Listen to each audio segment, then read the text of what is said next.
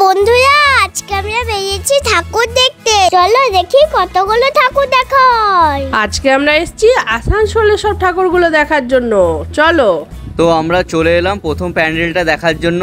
আর এখানে বানিয়েছে গোপাল ভাঁড়ের রাজবাড়ি। হ্যাঁ, গোপাল ভাঁড় কোথায় বাবা, কোথায়? এই দেখো গোপাল ভাঁড় আর গোপাল ভাঁড়ের গিন্নি বাড়িতে বসে খাবার খাচ্ছে। আর এটা হলো গোপাল ভাঁড়ের রাজবাড়ি। চলো যাই ভেতরে গিয়ে দেখি কে কে আছে। ও বাবা, এখানে মন্ত্রী, বিজ্ঞানী, রাজা, রানী সবাই রয়েছে।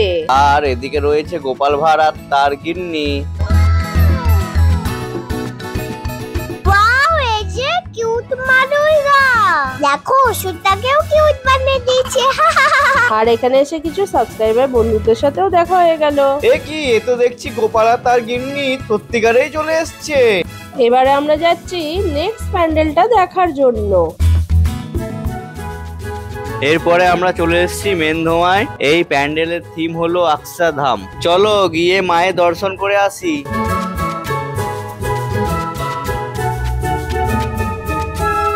ওয়াও, এখানে কি সুন্দর লাইটিং করেছে, আমার খুব ভালো লাগছে। ওয়াও, এখানে মায়ের মূর্তিটা খুব সুন্দর হয়েছে আর সিনারিও করেছে। এখানে এসেও কিছু সাবস্ক্রাইবার বন্ধুদের সাথে দেখা হয়ে গেল। বাবা, এখানে রয়েছে পান্ডা, আবার জেই, ডাইনোসর আছে।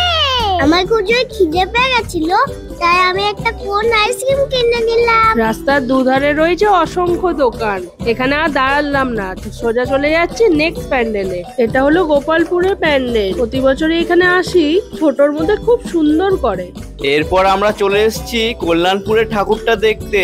এখানে কত মাটির কলসি রাখা রয়েছে আর কিছু মাটির কলসি পড়ে গিয়ে ভেঙেও গেছে, দেখো। হ্যাঁ, পুরো প্যান্ডেলটাই মাটির কলসি দিয়ে খুব সুন্দর করে সাজানো।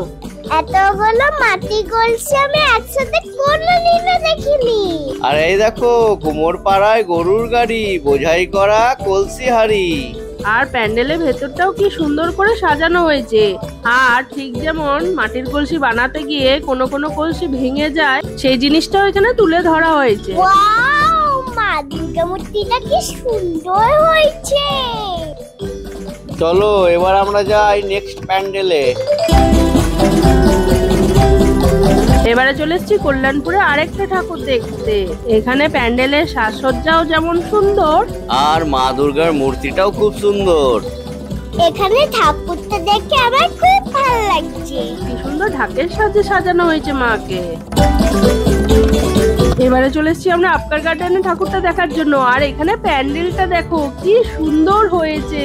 এতগুলো ঠাকুর দেখে আমি হাঁপিয়ে গেছি। হ্যাঁ তাই। প্যান্ডেলটা বাইরের থেকে যেমন সুন্দর ছিল, ভেতর থেকে তো আরো বেশি সুন্দর লাগছে। আর মা দুর্গার মূর্তিটাও খুব সুন্দর হয়েছে। প্যান্ডেলে এত সুন্দর সাজসজ্জা দেখে আমরা মুগ্ধ হয়ে যাচ্ছি। এবারে চলে এসেছি আমরা নেক্সট প্যান্ডেলটা দেখার জন্য।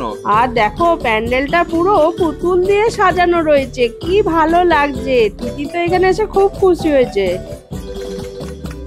মাম্মা, কত পুতুল এখানে, দেখো মা দুর্গার পুতুল। আর এখানে একটা পেঁচা পুতুল। আর এই দেখো আরেকটা পুতুল, কি সুন্দর। এবারে চলে এসেছি আমরা অগ্রণী ঠাকুরটা দেখার জন্য। এখানেও খুব সুন্দর বানিয়েছে। এবারে আমরা চলে এসেছি রাধানগরের ঠাকুরটা দেখার জন্য।